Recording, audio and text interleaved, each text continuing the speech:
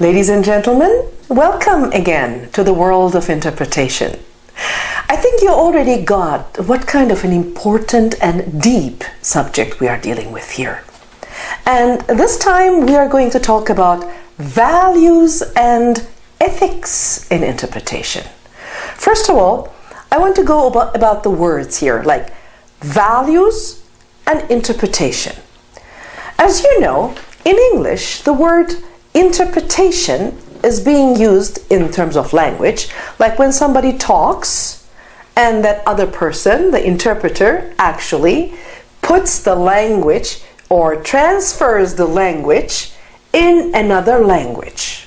It looks actually okay. If you master two languages, there is no problem with it. But interpretation worldwide, as a Latin word, has also a different meaning. Interpreting means, according to the dictionary sources, kind of semantics, kind of study of meaning. When I tell you dream interpretation, what would you think? Would you think that I am putting dream into words and you're putting it into another language? No. You talk about a dream or hear a dream and think about what can it mean? And as you know here, the meaning, when we talk about meaning, that's a huge big ocean. Because a word can have thousand meanings. Not only that, according to in which culture or in which country or in which mouth is being basically used, it has so many different aspects and openings. So that's why maybe, for example, in German, there is no two different words for interpretation and translation.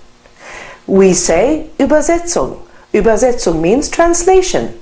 We say Simultanübersetzung. It is simultaneous interpretation, but we say simultaneous translation to that. So whatever you do with two languages, one to the other, it is Übersetzung. There is no other word for that. But in English, interestingly, there is another word for mouth-to-mouth translation. Why? Have you ever thought about that?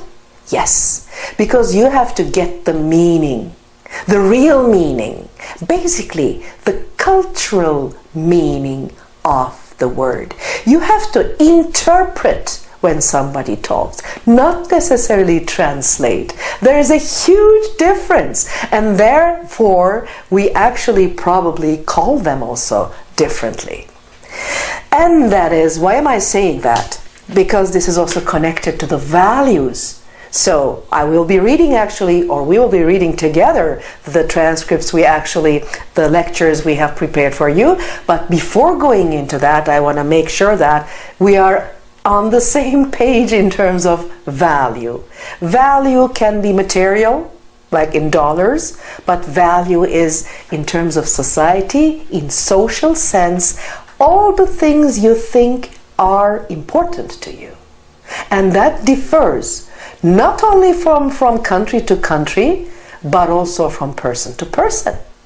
Your family values, your work values or work ethics. Ethics is also connected to the values. What is considered correct as a behavior, what not?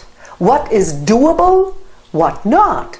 This is so important when it comes to interpretation. Now you maybe know better before we start, because you have to be able to literally transform the meaning to another culture. And what happens when it's not actually matching your values? The case, the session, the client's culture, even your service provider's culture. Because we have meaning and value differences even in the same company, in the same country, in the same city, in the same neighborhood, maybe in the same household. Oh, that can actually end up with divorce. Hopefully not. So we don't want you to divorce your job, neither your client, but let's look at it together, what it means. Interpretation industry is a huge world, there's no doubt about it. Interpreters do work in various circumstances with people from all walks of life, with different points of view and values. As professionals, interpreters shall be aware of and acknowledge the fact that their principles in life may vary from those individuals they are going to deal with. Well, if you work in a bank, and if your employer has a totally different view, such as Canada shouldn't get any more immigrants, and you are a newcomer, you feel a little bit offended of his thinking, but you think that Canada might or must or should accept actually more immigrants. You know what? That would not necessarily affect your performance there, because how often do you see your boss there with that opinion standing in front of you? Mostly you're not going to confront, but when it comes to interpreting, you are directly there, in their thoughts, in their brains, in their words to transmit. So it definitely would, can, may, should affect you, all the modal verbs together. So values. Life is treated in different ways for each person, has his own conduct or beliefs and philosophy, values that is. Each one's own value system is reflected in his inner set of behavior standards. The manner a person is living and getting raised within a family, customs, and civilization is how this value system is acquired. Continued exposure to the diverse aspects of society today is a big factor that may change and influence one's values. Transformation of values may happen gradually, that one is not even aware of the changes transpired or swiftly as a reaction to a dramatic incident. I can tell that since I have lived in Turkey with totally different values, and then I changed to Austria and Germany. Again, my values maybe didn't change too much, but I might lie if I said my values haven't been influenced or developed or modified a little bit. And then I came to North America, another change has happened. I am still who I am. I still keep most of my birth values, but definitely I learned a lot, opened up my mind, and my values, yes, are also transforming time to time, and there's no shame in there. Obtaining new information about a subject may require actively challenging old values. Interpreters might recognize a need to adjust past values to incorporate new professional knowledge as they progress professionally. Confusion between two values might go along with change. Either a person might feel unreasonably attached to old values, being stubborn there, even with contradictory information, or mainly passionate about new values learned. Can be also. You can say, my old one, that's a better value than I had. It's both possible. There are several occasions when interpreter might possibly experience internal conflicts, and there we want to help you here with. He might be asked to relay a message unsuited with current values, to bring in new information contradictory with current values, or to get exposed to information that highlights disagreements within central values. Now what then? It is important to note that during the process of interpretation, a professional interpreter must set his personal beliefs and values aside in order to facilitate the session at hand, no matter what information is encountered. Yes, you have to keep your poker face, basically. That's what we say. You have to be the middle, the neutral. You're not exposing your values to anybody. Also, you're not there to accept somebody else's values, but to be aware of them, of yours and theirs. That's what we are talking about here. How to keep away from values conflicts. How to keep personal values from influencing professional performance. That is the main goal in interpreting when it comes to values. Remember the pointers below, here we're going to talk about that and read them, that will guide you how to become a professional interpreter with intact values. First step, ladies and gentlemen. It's very interesting. Every single job opening or new aspect on your path, on your career, makes you think differently about yourself. When I became a teacher, I never thought, what was my teaching philosophy? Moreover, did I have one? Will I be having one? These things are all developing the more you go in that path. Here, we know that you know yourself, but did you ever think about your values so far? Did you question yourself? For this job, you should, from that perspective. Let's read. Do you know yourself enough to discern what values you really have? Are you the master of your feelings and emotions? When surprised with conflicting views, it is easy to lose a sense of impartiality. Interpreters should take time to ensure with themselves on how they perceive the world with their personal values and beliefs. Again, remember, interpreting is giving meaning to something. Not necessarily, you are not the dictionary. Okay? You are not a dictionary with two legs. You are interpreting. And who is interpreting? Your values are interpreting. Your values are a part of you. You cannot leave your values totally here and pretend to be not having them, but you can keep them under control. And that's what we are teaching here, or trying to show the way. It is important in order for them to stay in control of one's emotions in the face of disparate views. Make a list of possible situations to encounter during the course of professional interpreting. Think about it. Fantasize a little bit. Consider a mental health setting. An interpreter might encounter clients or staff with contrary views or experiences regarding psychotropic drug use, illegal drug use, or domestic abuse. When confronted with contrasting attitudes, it will be easier for you to adapt to the situation because you know what is important to you. So first of all, I think you have to be opinionated, but not necessarily put your opinion to your work.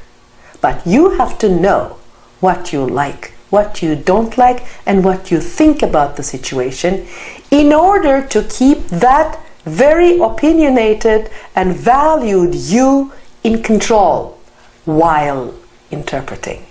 That's what we have to reach here. Another thing, so all we said here, you think are happening in your mind, and when you think, when you feel, when you detect, it's okay. You're not only your mind, you are also your body. What can I do? Let's see. Know your body system. How? Yes, be aware on how your body is going to react when confronted with certain situation. It's a given fact that your body will react when you do something that does not fit in your core beliefs, for sure. And don't forget, we always say more than 80% of the communication is non-verbal. So what is this non-verbal part of it? Your body language. All your organs, your heart, your stomach, talking. You have to learn to listen to them. Physical signs of discomfort are sweating, increased heart rate, and indigestion. You know, do you have the guts? Where do you think this idiom is coming from? My guts. Listen to your guts. Interpreters should consider if the current interpreting situation is causing them the discomfort when the mentioned and other physical signs of discomfort arise. Identify the source of your discomfort. Basically, listen to yourself when you feel it. It will be able to keep your feelings from influencing professional performance. Interpreters should examine what transpired once the situation is over. It may occur again in the future, so come up with a plan. How? Again, do your homework. Whenever you commit to a client, institution, or service, bear in mind to examine performance techniques and standards. If not, there are two possible outcomes that you may not want to consider. It can either lead you to ethically uncomfortable acts, or it may result in greater personal loss through values conflicts. Whenever interpreters affiliate with an institution, they commit themselves to an ethical stand, whether intentionally or not. Well, intentionally it cannot be, but you might not realize how you are being affected. Assignments should be accepted by giving thought to potential values conflicts. In sensitive cases, we always warn you with that, as you have to prepare before making thoughts, even before you put the pen under the agreement. All these concerns should be thoroughly thought out. Otherwise, interpreters may be faced with unacceptable choices. You do not want to assist in a procedure with which you disagree, nor do you want to abandon the client's care, do you? You don't want. Study the institutions and systems that will help you prepare in advance for a difficult situation. Again, do your homework. Recognize the things that you can and cannot control. Again, self-awareness is the key word here. There will be always unavoidable and uncomfortable situations. These might arise from problems with a system. Oh, there's maybe problems within a system rather than the difference in values. Maybe you just, react against the system. Or your clients, you feel, might react against the system. That's why you should know the system and what you think about it as well. Interpreters are advised to do research about the institutions they are going to work with. For instance, I think it's better when we talk about certain cases so that you can imagine how it works. For instance, you are assigned to work in a hospital. Study how you're going to convey the messages about challenging life circumstances, insurance issues, or financial issues. Conflicts between personal value systems and institutional practices can be avoided with this practice. Some obstacles we're going to talk about now, value system obstacles. To become a bridge of communication between people who do not share a common language, the primary role of an interpreter, that is, the interpreter and client feel a sense of congruency and professional harmony when the value systems of the two matched. This is not an ideal situation. On the other hand, internal disharmony and further stress can occur on the part of the interpreter when value systems conflict.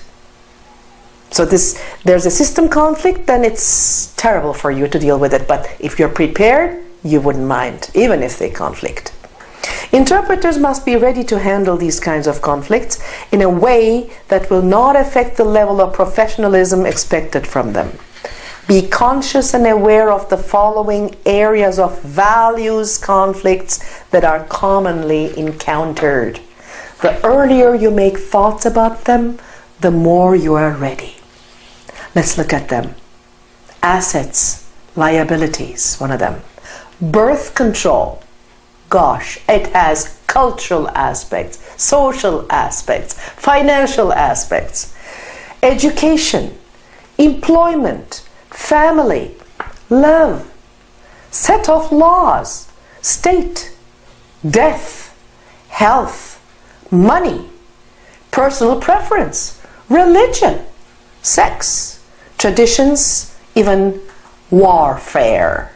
Not welfare, maybe even welfare, warfare, all the fares, even bus fares. Everything can be a conflict problem here.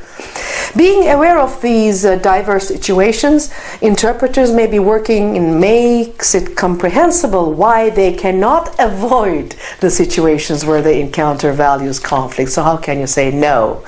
The interpreters should be prepared for the above-mentioned common areas in which people hold strong values and beliefs, for sure. And more on values. What else do you need to know about it? You actually have to know yourself more through values clarification. A growth-producing process, values clarification is the method of determining, exploring, and assessing personal values of other person. It helps people to recognize and build their own value systems. People learn to examine their existing way of life, values, and also those they are yet to discover by doing this process. One can determine the main concern values hold in personal decision making and then behave in ways that they're suitable to personal values through values clarification. Interpreters may understand the behavior of others by considering alternative ways of thinking and behaving through this process. You have to be very flexible, ladies and gentlemen. You should know your values. You should know the values of other cultures and systems and peoples and languages or whatever, but you should be able to be controlling them. And also you should be open-minded. If you are actually interpreting a client who totally believes in something you definitely reject and don't want to deal with, this is your job. You do your job. You don't have to marry this client nor hire. You're doing your job as an interpreter. So don't be angry at yourself if you come to a clash. This is professional. This is not like self-deception. This is totally different. That's why we want to talk about values and ethics. Actually, for you to have a good conscience when you put your beautiful head, smart head to your pillow in the night. Steps of values clarification. 1. Establish the core values of a person. Know which values are more imperative when in disagreement by classifying values. Be open with others through sharing values. This step will help interpreters notice that there are some values they have maybe similar. They share together. In a situation like this, it is necessary to study why they are slow to share them. If you think that you are not open but talk with people, then you might understand maybe why you are not open to share these values. If interpreters are shy to disclose their values to others, it does not mean that their values should be neglected. In its place, it might just be time to learn more about those values interpreters are not ready to divulge. This is for people who actually deal with interpreters. You might be hiring some one day. You might be so inspired by our lectures, get your diploma, get your certificate, go into life, become one of the most successful interpreters, and then run your own company. Then actually you will hire some interpreters or having some partner interpreters. There again, he has maybe different values. So you have to actually approach an interpreter, a valuable interpreter with values, also in a very valuable way.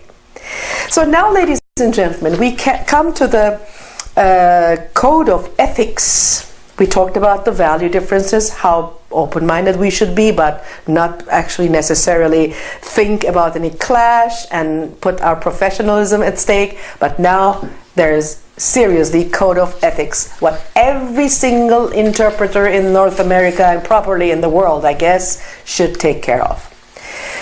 The code of ethics summarized in this section must be abided by the interpreter. This is very international. There can some point maybe vary from country to country, but this is definitely not transferable or translatable because this is kind of common sense. First, be considerate to the client. Can any country, anybody say anything against that? This is universal. The interpreter must be sensitive to the individual background of the client at all times. The interpreter must not take for granted the client's needs and wishes. 2. Be professional. Interpreters are expected to present and conduct themselves in a professional manner. They're not your friends, not even your colleagues, your clients. Be respectful and positive. The interpreter must be respectful and non-judgmental to the client. Be unprejudiced. The interpreter must always sustain impartiality. You might be dealing with two actually opponent or opposite thinking cases. You are the bridge. You cannot tend to one or the other. Discriminatory is a no-no. Obviously, the interpreter must not discriminate the clients directly or obliquely on any of the following grounds: class, gender, sexual orientation, ethnic origin, national origin, political or religious beliefs, disability, marital status or age, anything which might actually cause a difference, or just they're different than you. Do your job. The interpreters must do the work they have accepted.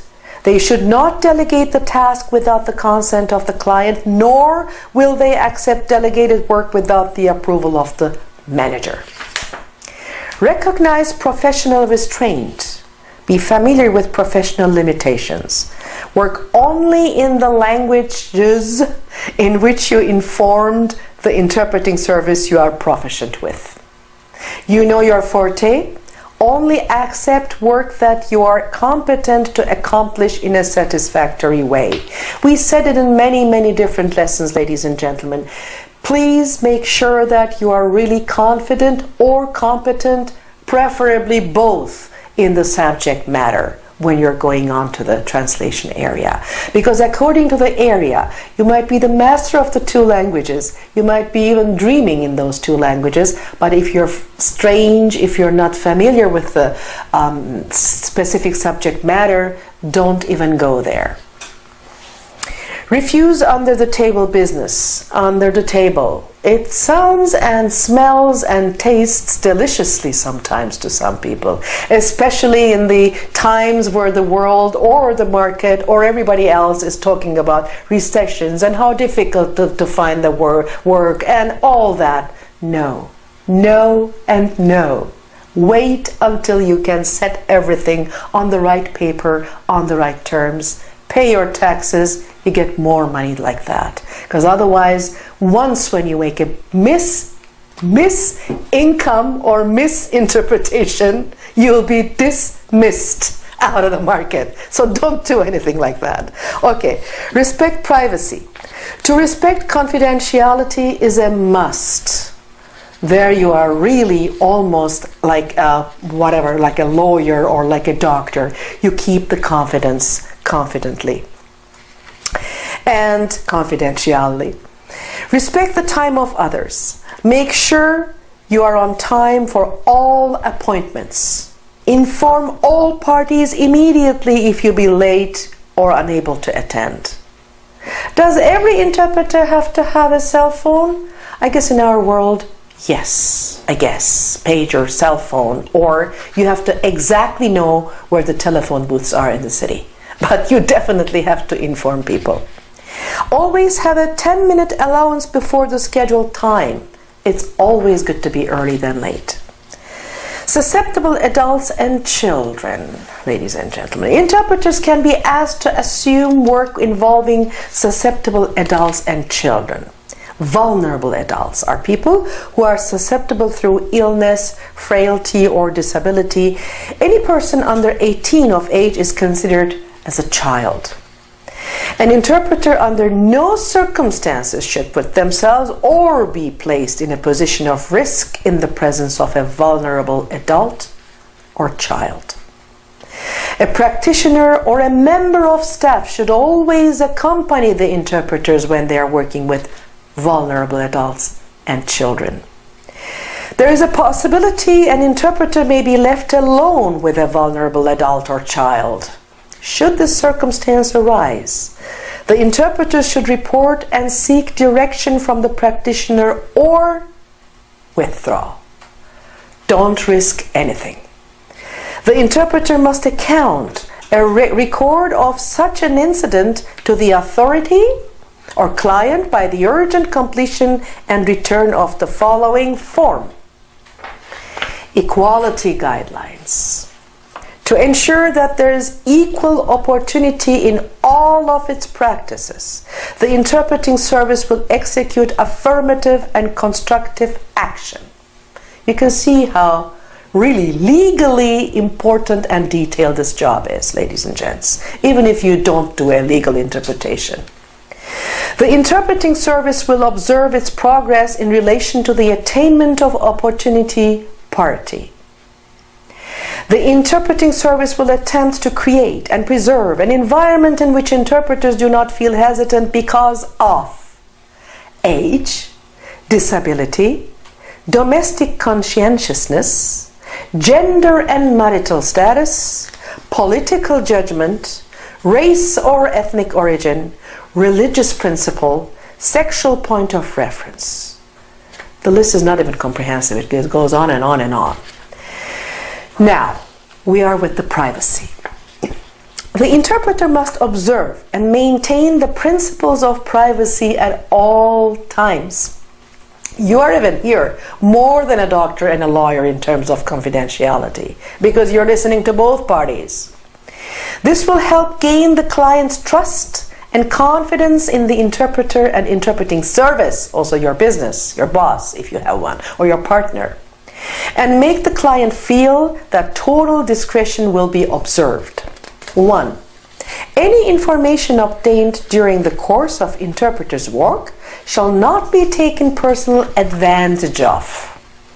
No information will be passed by the interpreter to anyone outside of the interpreting session under standard conditions. You are going to forget about it the moment you leave the room. Everything is in the room. When you are familiar with the client, interpreters may get affected and find themselves in delicate condition with clients they know personally. Assure that confidentiality will be observed to the client in that case too. The client may not feel comfortable with the situation. He should be advised that an alternative interpreter can be arranged in case. Unusual conditions. The interpreter will be required to consult with the clients or authorized groups on matters which have arisen in or about the interpreting session and which may demand further action or advice in particular circumstance. 2. Example of special circumstances, we mean like an incident of a child abuse that has been talked about by the client outside of the meeting. We actually talked about the pre-interview in one of the sessions, and in the pre-interview, as we talked, a client might have told you something about something which he or she has then forgotten in the real session. So in that case, maybe this is an unusual condition can be considered. Please consult with the client or authorized group if in doubt. Forms and other information. The interpreter may carry forms and other information sheets which may contain confidential information. All these forms must be kept in a safe place and securely transported, but never should personal information be faxed or sent per email. And no. Forms and other information sheets must not be shown to anyone else except relevant clients' consented certified personnel involved in the meeting.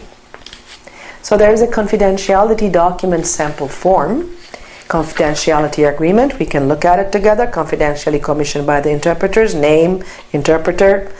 For the reason of carrying out the achievement of multilingual projects, there may be need to provide documents and information to the interpreter. Rest assured that all documentation and other information disclosed to the interpreters shall be treated in the strictest confidence. The interpreter is restricted to use this documentation and information solely on activities required to successfully execute her obligations as an interpreter for the particular project. All reasonable steps to avoid the disclosure, distribution, or unofficial use of the documents and other information will likewise be guided by the interpreter. So, finished. Nothing. Job is done. Paperwork is done. Only those who are involved have an access to everything. Don't give any opportunity to any third party who was not involved with the session. Shortly, that means this. The interpreter in particular is expressly prohibited to converse or communicate in any manner with media, be it written, verbal, visual, or any other third party, any information within every project undertaken. Copy or let somebody see any document or any part of it, or reveal the contents of it or any part of it to any person except the officer responsible for the project. Make public or utilize for any purpose any information shared in the project or enclosed in any document. And the interpreter shall guarantee that any notes used are destroyed. You remember, you might take some notes when you followed actually all the sessions. We talked about the pre-interview, post-interview, and when you meet the client or the practitioner. In a pre-interview, you might take notes to prevent somebody from not saying or not mentioning an important thing. First, remember, you get the information, but you get the permission before. Write it down, then because it's not mission impossible, it's not going to be probably destroy itself in 5 seconds, so you are responsible to do so. Okay, guarantee that working papers and other materials linked to the assignment are securely kept for the project duration, or maybe for another session if the clients need it. So you have to also file them and keep them in a very confidential manner. The interpreter shall not subcontract any piece of all assignments. The interpreter must be aware that non-conformity with any of the above where the project is undertaken for, blah blah blah, may be punishable under law. See how serious it is. I agree to be bound by the terms of this responsibility. Interpreter, Leila Tekul, date, address, so on. So now you know what is it all about. The ethics and the values. Now, and also the responsible officer and all the interpreters and all the signatures. Interpreters' rights. Okay, so you have obligations. You shall do this. You shall do this. You shouldn't do that. You must not do that. Okay, what are your rights? Who is going to take care of you? Here we are. The interpreter may decline or terminate a project when, now it's your turn to demand, he or she has been inadequately briefed, he or she believes that the subject is further than his or her capability. Again, probably then, in that case, in order to be able to say, wait a minute, you should have been informed properly and researched properly. And you should have been actually overwhelmed or overloaded with something you couldn't prepare because you didn't know. So if it's just depending on your lack of preparation, you cannot have any demands here. Okay. There is a serious, he or she is subject to clients or practitioners' objectionable demands and behavior. So if you feel uncomfortable from any of the sides, there is a serious incident of discrimination of any kind. You might feel it. The interpreter must be treated and respected as a professional, so there is no casual tone or any disrespectful comment or something, even an interjection. The interpreter is to be paid in the first place. The interpreter should be given ample time to carry out his or her required duties before, during, and after the interview, exclusive of emergency circumstances. That too. The interpreter is solely an interpreter. He or she shall not be posed to act as a doctor, social worker, secretary, or any workout of his or her area of responsibility. You are not the butler of the client or the assistant of the doctor there. The interpreter is not to be expected to be an expert on medical and cultural issues. That too. So, by mistake, we are all humans. You might be asked something by the client or by the doctor. You don't have to know more than what they talk to each other. The interpreter shall get aftercare support mostly when cases are chiefly distressing or complicated. What is aftercare? Interpreters may be exposed to demanding and traumatic conditions like other professionals in health and social services. If you deal with health and social services, specifically in a traumatic case, you might be traumatized too. Interpreters to work with clients who may be fatally ill or have suffered bereavements. Child protection issues may be possible. Moreover, given the particular nature of a client group, many will be isolated as social difficulty or be deprived through racism. For instance, refugees may have suffered torture, harassment, disarticulation, insecurity about the future. Interpreters will have the right to aftercare following certain assignments like other professionals working in the health and social services. Further psychological or emotional support can be arranged in addition to a possible post-interview with a practitioner.